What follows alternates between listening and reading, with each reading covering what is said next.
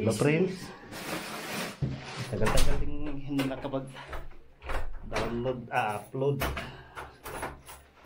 Busy sa trabaho, busy, Zanit, si Zanyat. So, good morning guys. Duty naman tayo ngayon. Time check is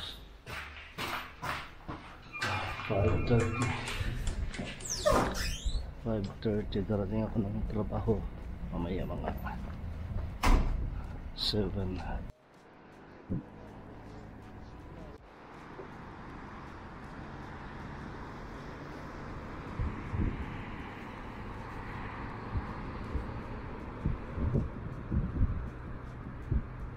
Itong next month ito, ang darating na next month, lilipat kami ng bagong shop kasi sasarado itong daanan na ito.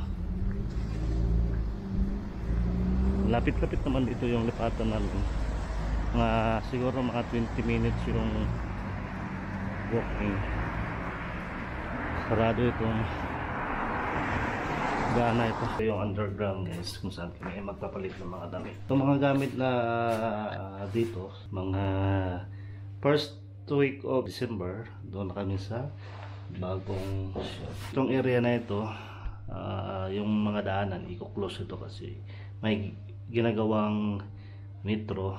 So matagal-tagal pa ito matapos. Siguro mga 5 station. So ito yung pangalawang station galing doon sa kung saan yung Kupaloska.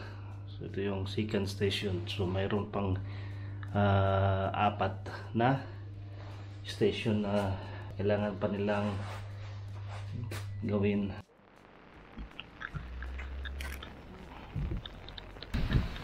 Natapos na rin yung duty ko ngayong araw. Malakas yung ulan ngayon dito sa kanila. Sa Minsk ngayon, ulan. Pag umaga, sobrang lamig, walang ulan.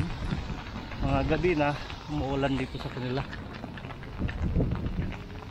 Bukas naman, day off namin dalawa ni Galina.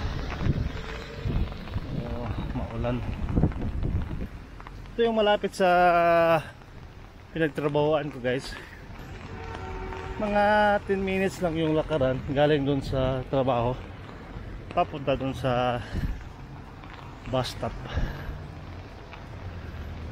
Ito yung gagawin na metro dyan, kaya by next month i-close nila itong daanan, tapos lilipat kami ng ibang area.